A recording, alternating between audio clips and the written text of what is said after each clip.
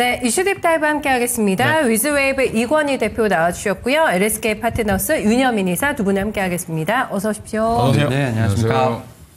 네, 어떻게 대응하고 계신지 그래도 일단은 조금 차분해진 것 같은 시장 분위기가 확인이 되고 있는데요. 그렇습니다. 네, 어떤 주제들 살펴볼지 첫 번째 먼저 확인하겠습니다. 오늘 진짜 떠들썩합니다. 영화배우 하정우 씨보다 더 유명해진 것 같아요. 지금 계속 오늘 시장에서 하정우 씨가 언급되고 있는데 네이버 그렇죠. 출신이죠. 네, 그렇습니다. 초대 AI 미래기획 수석에 네이버 출신 하정우 씨가 발탁이 됐다라는 뉴스가 있었습니다. 직책은 네이버에서 AI 혁신센터장이라고 하죠. 정통파 AI 그 연구자이고 그리고 이제 실무자잖아요. 그렇죠. 그리고 나이도 굉장히 젊다고 앞에서 언급해 유능합니다. 주시던데 얼굴도 좋으시더라고요. 그렇군요. 네. 발탁이 됐는데 어떻게 끌고 나갈지 정말 큰 기대를 모으고 있는 그런 상황입니다. 역대 정부 가운데요, 대표님, 가장 AI에 뭐라고 해야 될까, 드라이브를 가장 강하게 걸고 있는 상황이잖아요. 이번에 이 부분이 모멘텀이 되면서 지금 AI 테마단도 올라오고 있고 네이버도 다시 조명받고 있는 상황인데, 네, 어떻게 보고 계세요? 일단 뭐 이번 정부, 그러니까 지난 정부가 한 3년 동안 너무 놀아가지고 한마디로 AI 투자를 거의 안 했습니다. 그러니까 이게 이제 민간 기업에 놔둔 거죠, 맡긴 거죠. 그리고 지난 정부의 정책은 뭐였냐면 예산 아끼자, 네. 긴축이었죠.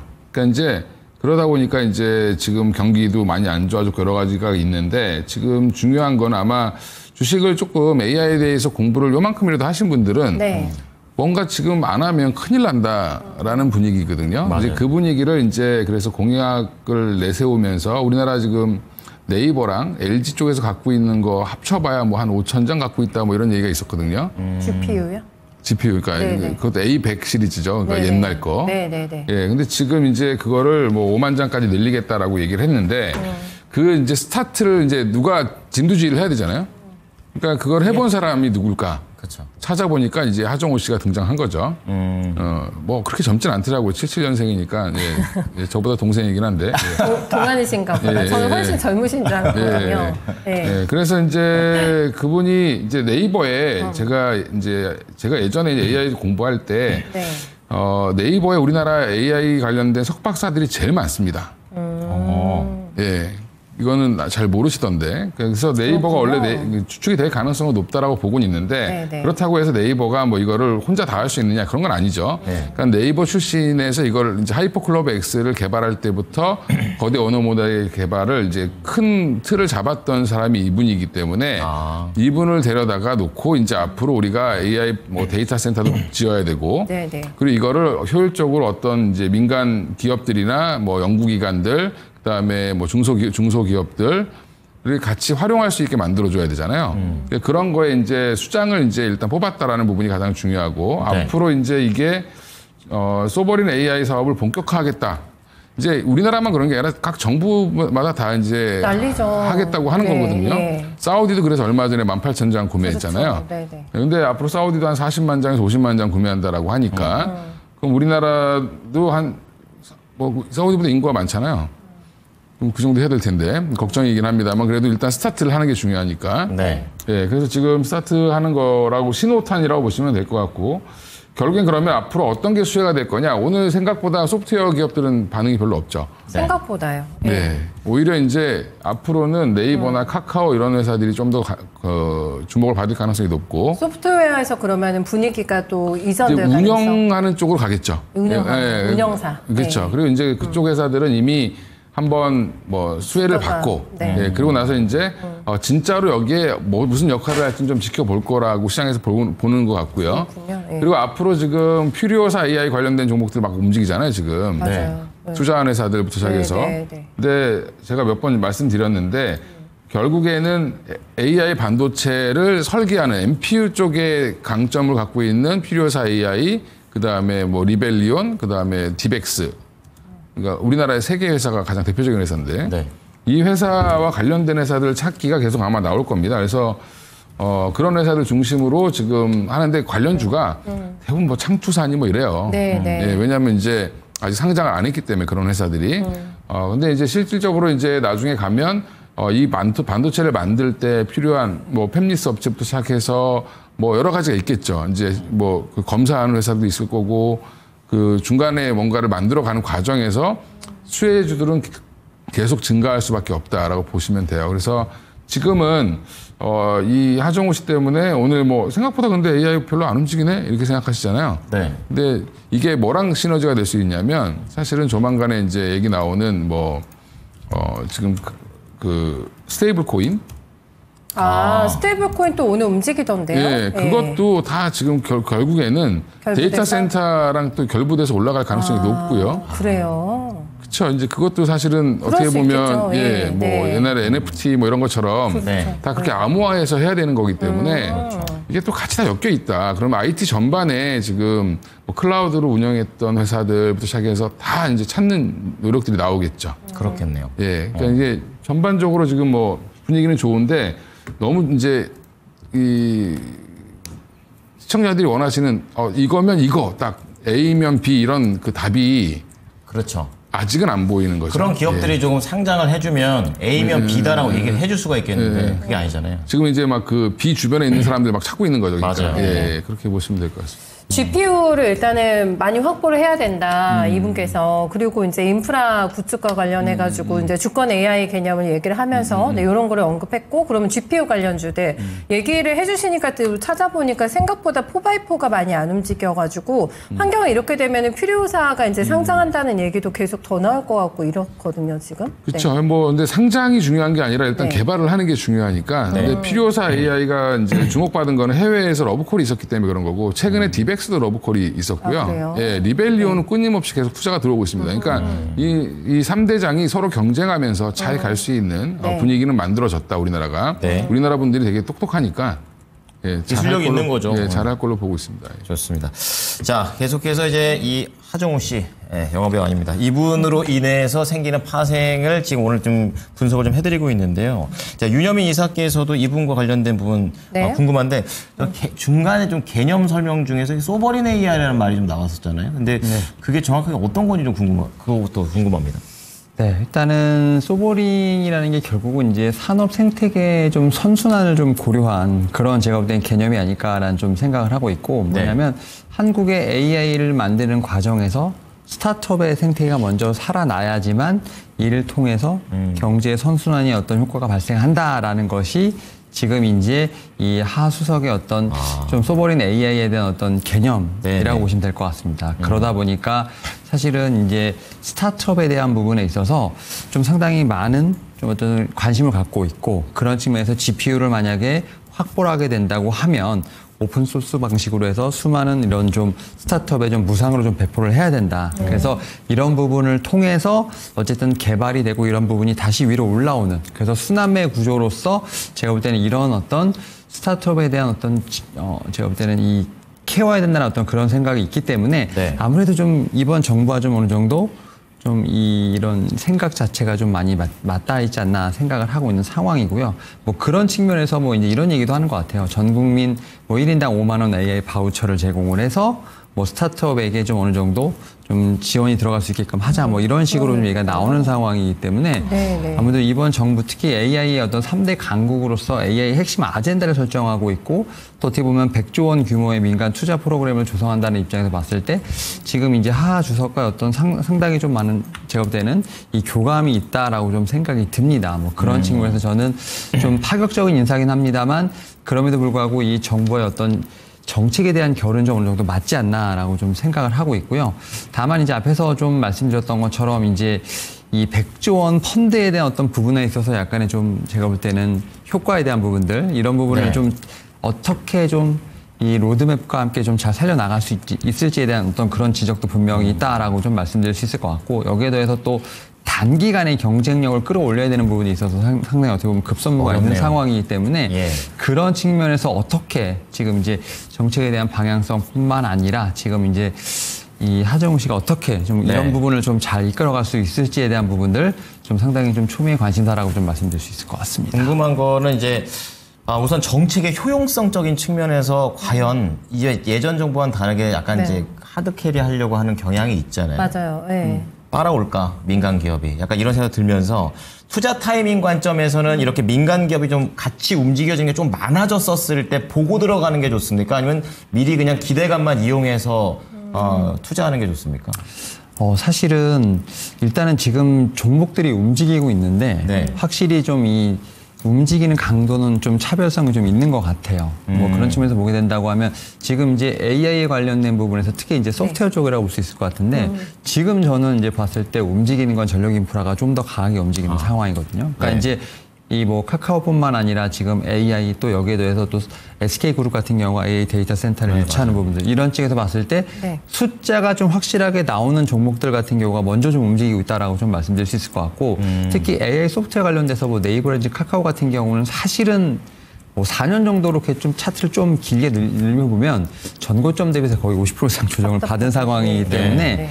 결국 이제 이런 좀 인사 그다음에 정책을 통해서 과연 숫자로서 증명할 수 있는 그런 구간까지 올라가느냐에 대한 부분을 좀 체킹하는 과정이 필요하지 않을까라는 좀 생각을 하면서 일단 좀 움직이는 섹터나 종목은 분명히 있지만 좀 강도는 좀 다르다. 네. 근데 그런 부분에서 봤을 때 좀 제가 볼 때 시장에서는 좀 숫자가 나오는 섹터들로 먼저 일단은 좀 수급이 먼저 들어가고 있지 않나 생각하고 있습니다. 네, 그러니까 안정성을 일단 숫자로 확보를 해주면은 우선적인 선택을 더 받을 수 있다라는 의견이신데 두 분이 네이버를 가지고 오셨을지도 혹여나 궁금하고 다 네, 종목이 빼봐야겠네요. 굉장히 광범위하잖아요. 네, 픽을 확인하겠습니다. 네. 네, 대표님께서 가지고 오신 게 반도체 쪽으로 가십니다. 네, 아이텍 선택해 오셨어요. 네, 윤여민 이사는요. 바로 또 네이버의 맞은편 카카오로 갑니다. 네이버가 없는데 네, 그러죠. 아이텍 같은 경우에는 굉장히 거래가 요즘에 많지 않고 조금 조용한데 픽하신 이유가 궁금하네요. 이제 아직은 이제 의구심을 갖고 있는 거죠. 이 회사가 뭐 하는 회사인지 잘 몰라요, 대부분. 그러니까 제가 여기서 이제 토마토에서 한 2번 정도 얘기했던 것 같은데 이 회사가 지금 디벡스라는 전문 회사랑 앞서서 지금 얘기했습니다. 네. 테스트 이제 거기랑 같이 이제 테스트 진행을 하고 있습니다. 한마디로 AI 반도체를 개발하는 첫 단계부터 마지막 마무리 단계까지 중간중간 테스트를 계속 해줘야 되는데 그거를 이제 지금 지금 아이텍이 맡고 있고요. 네. 기존에 이제 매출은 자율주행 관련된 칩, 뭐 시스템 반도체 관련된 거 이제 검사를 해주면서 돈을 벌고 있는 회사고 현금 한 1,100억 있습니다. 현금이 자회사 뭐 이제 쓸데없는 자회사 다 청산하고 네. 팔고 뭐 해가지고 돈 만들어 놓은 게 있어요. 그러니까 그 얘기는 무슨 말이냐면 이게 테스트 사업이 본격화되면 장비 사오겠다. 이걸 준비하고 있는 형태고요, 지금. 네. 그럼 이제 지금 디벡스도 필요사 AI에 묻혔는데 그 되게 안타까운 거죠. 디벡스 입장에서는. 근데 디벡스가 최근에 러브콜을 받고 있습니다. 그렇군요.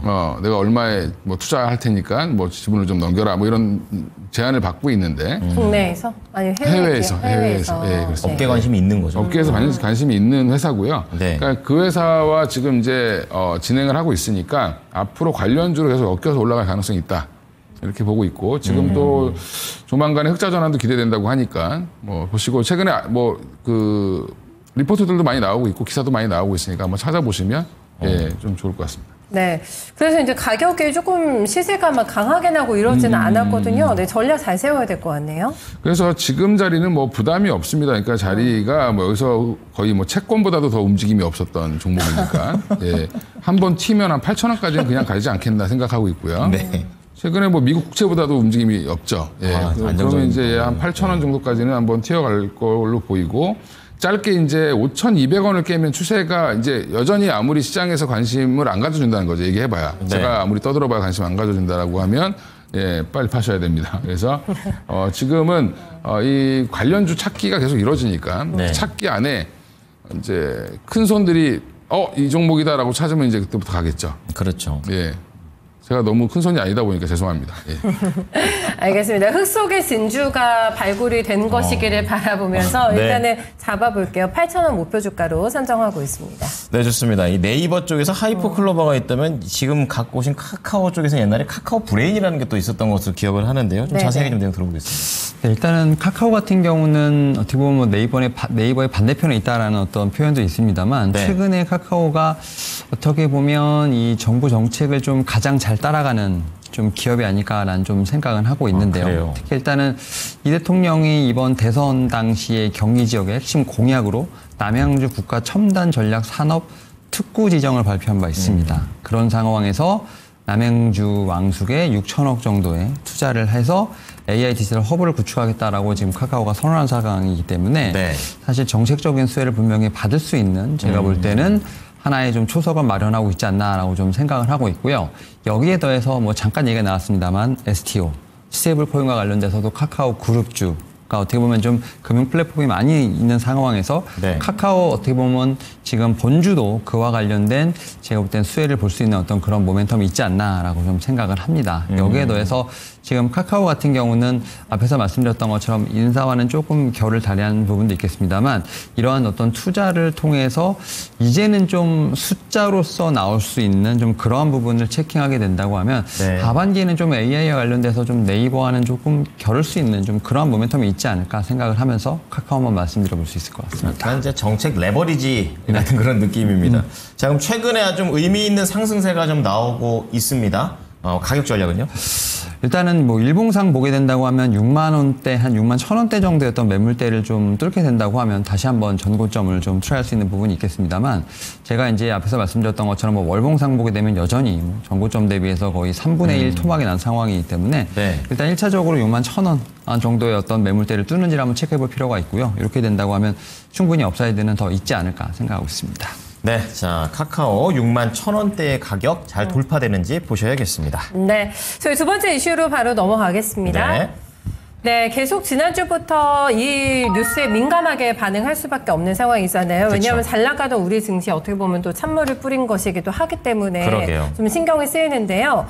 지금 중동에서 포성이 멈추지 않고 있죠. 더 확전됐어요, 주말 사로. 네, 그러면서 시장에 또 민감하게 반응하면 어쩌나 했는데 종목들을 움직이는데 지수에 큰 영향은 없거든요. 네. 방산주의 시대가 끝날 것 같지가 않다라는 예감이 일단 들고 있고, 그렇습니다. 네, 이슈를 타고 오는 유가 관련주들이나 뭐 해운주 같은 경우에는 따라가도 되나, 그리고 그 반대급부에서 또 이 부분을 좋지 않게 받아들이는 섹터도 있기 때문에 조금 손해가 복잡하실 것 같아요. 투자하시는 측면에서는 어떤 부분을 핵심으로 봐야 된다고 보세요? 일단 신경 안 써도 될 것 같다. 중동에서 뭐 사고 나는 게 뭐 한두 번도 아니고 그렇죠. 이게 뭐 세계대전으로 확전이 되지 않는 이상 네. 사실은 이제 뭐 우리나라 지금 한 7거래일, 8거래일째 올라가다가 한 대 맞은 거거든요. 7거래일 이상 8거래일 올라오다가 그날 이제 이스라엘이 이란 폭격하면서 빠졌는데 빌미죠. 약간 쉬어가고 싶은데 그렇죠. 딱이 좀 맞은 그런 건가요? 예, 네. 그런 건데 오늘 다시 또 올라가잖아요. 그러니까 네, 미국 네. 야간 선물도 다시 지금 플러스로 바뀌어 있는 상황인데 그 얘기는 무슨 말이냐면 중동 리스크는 그냥 중동 리스크고 중요한 건 유가가 여기서 뭐 100불, 200불, 뭐 120불, 130불 얘기하는데 전문가들이 그렇게 얘기해서 그렇게 간 적이 없어요. 네. 예.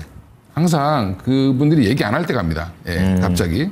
그러니까 이제 가고 나면 이제 200불 간다고 얘기하고 막 이러죠. 네. 그러니까 지금 이제 72불에 묶여 있는 건 뭐냐면 네. 70한 뭐 8불 근처까지 갔다가 다시 내려왔거든요. 내려온 거는 생각보다 이게 중장기로 가진 않을 거다라고 보는 것 같고요.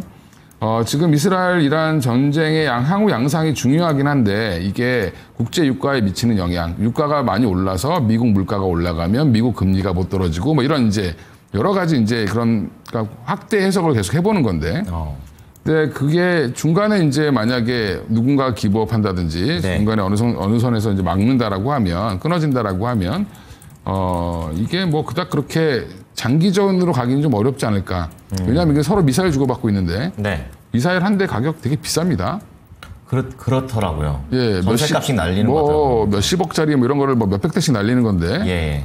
그거 지금 공중에 쏘고 막 공중에서 터트리고 막 이러잖아요. 그 방어하는 미사일도 몇십억이죠. 예. 아이언돔 같은. 예, 한 발에. 지금 돈을 엄청 쓰고 있습니다, 양쪽에서. 근데 이란이 갖고 있는 미사일 개수가 2,000대 정도 된다고 하는데 지금 거의 한 뭐 반 쓴 것 같아요. 벌써요? 그게 경제적으로도 타격을 주겠어요. 그렇죠. 양쪽 다 지금 결국엔 안 좋을 수밖에 없죠. 네. 예, 전쟁을 하고 나면 안 좋은데 지금 그 미국이 막아준다고 해도 이스라엘 같은 경우도 미국이 그럼 공짜로 막아주는 거냐? 다 돈 받겠죠. 트럼프 예, 대통령 그러니까 이제 이런 것들은 뭐 앞으로 우리는 이제 잘 지켜보시면 되는데 주식하시는 입장에서는 뭐 수혜주가 뭐냐, 피해주가 뭐냐 이게 더 중요한데 네. 물론 그분들 거기 사시는 분들은 안타깝지만 근데 이제 중요한 건 아랍 국가들 그 사이에 있는 국가들이 되게 불안하겠죠. 이스라엘과 이란 사이에 있는 국가들 사우디, 아랍에미레이트, 이라크 뭐 많은 나라들이 있습니다. 그렇겠죠. 예. 그럼 뭐 카타르도 있고 쿠웨이트도 있고 근데 그런 나라들이 지금 어디에다가 미사일을 많이 샀냐면 방어 체계 이런 무기를 많이 샀냐면 LIG 넥스원에 많이 샀어요. 그래서 가나요? 그래서 딱 터지자마자 그 종목이 제일 빨리 움직인 겁니다. 이제 그러면 그 무기 체제, 뭐 미사일 이런 거, 방어 체계, 대공 미사일 이런 거 만들 때, 네. 그럼 그거를 운영해야 되는 시스템은 또 하나에서 만들거든요. 하나 시스템에서. 네. 그러니까 하나 시스템이랑 LIG 넥스원 중심으로 가는 겁니다, 지금 시장이. 이해가 이제 되네요. 예. 하나 네. 시스템이 오늘 엄청난데요. 그러니까 그게 지금 나머지 국가들은 자기 머리 위로 계속 미사일이 왔다 갔다 하고 있는 거잖아요. 그렇죠. 잘못하면 자기한테 떨어지면 큰일 나잖아요. 이제 네. 이런 것들 때문에 앞으로 그러니까 이 중동은 원래 인구가 별로 없고 돈은 많기 때문에 주로 미사일로 이제 많이 무장을 하거든요. 이제 그런 부분들이 강조가 될 걸로 보이고. 아, 군인이 없다는 얘기군요. 그렇죠. 뭐 수혜주 피해주 찾는데 방산, 뭐 정유, 해운 이런 게 수혜주겠죠. 네. 기름값 올라가면. 그다음 해운은 이제 호르무즈 해협 호르무즈, 때문에 네. 또 불안하면 또 돌아가야 되고 막 이러니까 이런 것들 때문에 그런 거고 피해주는 항공주 이런 건 이제 막 안 좋겠죠. 유가 올라가면 맞아요. 당연히 피해를 보니까. 빠진 줄고 하긴 하는데 그렇게 그렇죠. 많이 빠지진 않는데. 예, 그러니까 이제 이게 그닥 피해주를 찾기도 많이 어려워요. 그러니까 전반적으로 이제 경제가 안 좋아져서 물가가 이제 여기서 만약에 유가가 진짜 한 뭐 90불, 100불 이렇게 가면 네. 전반적으로 피해를 받는 것이다. 금리를 떨어뜨릴 수가 없으니까. 인플레 또 자극되는 그렇습니다. 것이고. 예, 그런 걸로 보시면 될 것 같습니다. 네. 자, 그럼 이제 유가방산 해온 이제 뭐 이걸 어떻게 우리가 또 관리를 하고 접근을 해봐야 되는지에 대해서 또 우리 대표님의 얘기를 좀 들어봤습니다. 네. 자, 윤여민 이사께서는 이런 중동 리스크 어떻게 보십니까?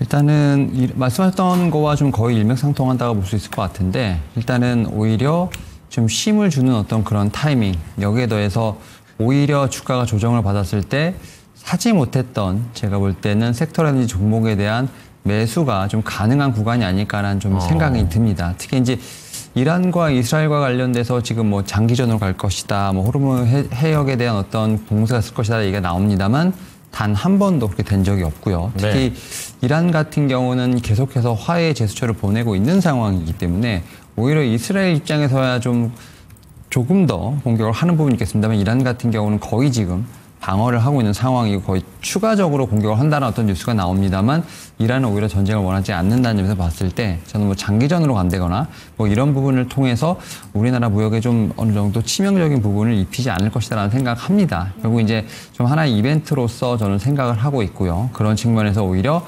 지수의 조정을 기다렸던 분들에게는 오히려 좀 매수의 기회가 되지 않을까 생각을 하는데 지금 이제 수혜 섹터는 말씀하셨습니다만 대부분의 이제 일반 섹터들은 좀 더 조정을 많이 받았습니다. 특히 여기에 더해서 좀 활발하게 좀 움직였던 것이 정책주였는데 정책주도 사실은 좀 조정을 좀 받은 부분이 있습니다만 오히려 이런 측면에서 다음에 순환매를 어떤 생각해 보게 된다고 하면 오히려 조정받았던 것이 제가 볼 때는 오히려 좀 기회가 되지 않을까라는 생각은 합니다. 그런 측면에서 뭐 반도체라든지 자동차 같은 일반 섹터 이외에도 정책주로서 지금 불리는 섹터들 중에서 지금 이제 조정을 받는 섹터들이 있는데 이런 섹터들 같은 경우는 추가적인 상승에 대한 부분을 좀 기대해 보면서 오히려 눌림목에서 매수를 하는 것이 어떨까라고 좀 말씀드려볼 수 있을 것 같습니다. 정책주를 싸게 살 수 있는 기회가 될 수 있다. 두 분 다 전혀 신경 안 쓰고 계세요. 네. 그러니까 학습 효과가 있는 것 같기도 하고. 예. 전쟁은 결국에 그 중동만의 얘기로 좀 좁혀지고 있는 그런 상황이 되겠네요. 네, 다행이죠. 우리 시장이 조금 정상화되는 맞습니다. 분위기 속에서 종목 한번 선택한 거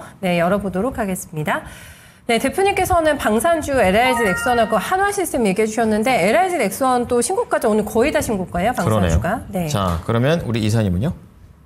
태양광으로 가십니다. 한화솔루션이 되겠습니다. 네, 작년 여름에 15만 원 걷던 주식인데 지금 56만 원이 가 있단 말이에요. 엄청납니다. 근데 사실 방산주가 원래도 잘 나갔는데 덤이 더 붙은 거죠. 그렇죠. 추가적인 모멘텀이. 나쁠 거 없죠. 이 불꽃 시세를 즐기자라는 관점이세요? 그렇죠. 이제 LIG 넥스원은 아마 조정이 나오면 사셔야 될 것 같아요. 왜냐하면 저는 밸류 되게 비싸다고 생각했는데 네. 이제 더 밸류를 주겠죠. 아까 그 사이에 있는 국가들이 이제 원래 한번 샀던 사람들인데 네. 우리 이제 단골 고객들인데 네. 단골들이 지금 불안해서 더 살 것 같아요.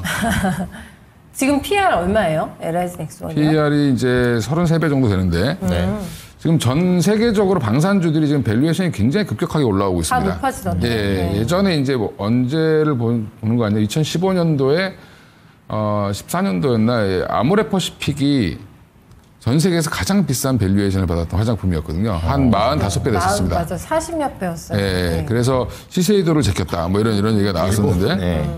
우리나라 LIG 넥스원이나 이제 뭐 현대로템이나 뭐 하나시스템 이런 회사들이 그러지 말라는 법이 없지 않을까 지금. 예, 분위기가 뭐 사실은 그럼 중동이 전쟁 터지면 우리 안 좋지 않을까? 안 좋죠. 기름값 올라가면. 기름값만 안 오른다라고 하면 우리는 무기 많이 팔아서 좋겠죠. 그렇죠. 네, 그렇게 보시면 뭐 LIG 넥스원, 뭐 하나 시스템 보셔야 되는데 하나는 많이 올랐고, 그러니까 LIG 넥스원 적어도 뭐 리포트 목표가는 지금 다 넘었습니다. 그럼 얼마까지 갈 수 있을까? 모르죠, 잘. 근데 한 60만 원까지 가지 않겠나. 여기서 한 10% 이상은 더 상승할 가능성이 있다고 보고 있습니다. 네, 60만 원 목표가 받아봤네요. 자, 그러면 지금 이제 전쟁 얘기를 하고 있다가 태양광으로 꺾습니다. 왜 봐야 될까요?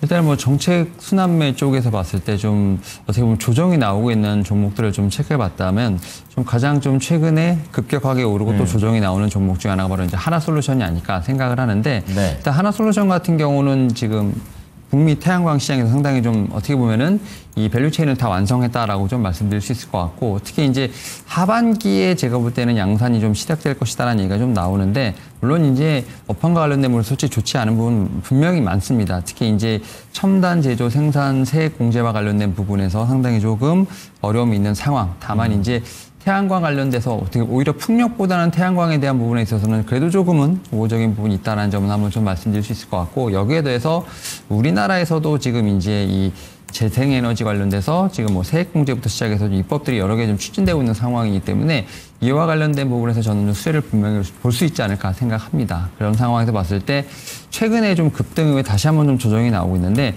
오히려 좀 이런 부분을 통해서 저는 눌림목 매매가 좀 가능하지 않을까라는 좀 생각을 하면서 하나 솔루션 말씀드려볼 수 있을 것 같습니다. 가격 전략은 어떻게 할까요?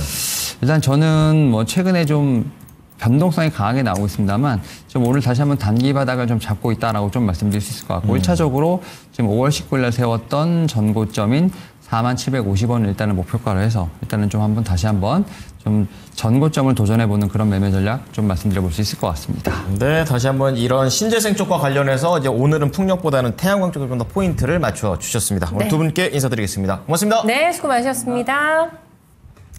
네, 오늘 반등이 나오고 있기는 한데 성에 차진 않아요, 사실. 그렇죠. 네, 그래서 네. 조금 불안하시잖아요. 그리고 종목들 움직이는 키워드는 명확합니다. 중동하고 정책. 그렇습니다. 네, 이 가운데서 쉬어가는 게 오히려 기회가 될 수 있다는 시각으로 오늘 설명을 해주신다고 하는데요. 거인의 시선입니다. 네, 강조분 전문가, 신기수 전문가 함께 만나보시죠.